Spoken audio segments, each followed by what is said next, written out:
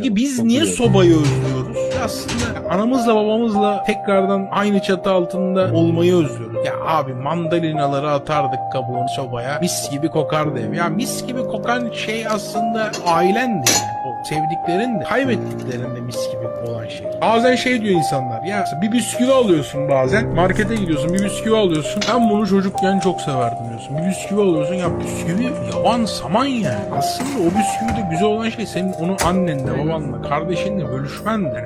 O lezzet oydu aslında. Yoksa bisküvi yine aynı bisküvi. Sana tadı da değişik geliyor. Niye? Çünkü ağzının tadı aynı değil. Kardeşinle bölüşmekti mesela. Sonuncuyu kim yiyecek kavgasıydı mesela.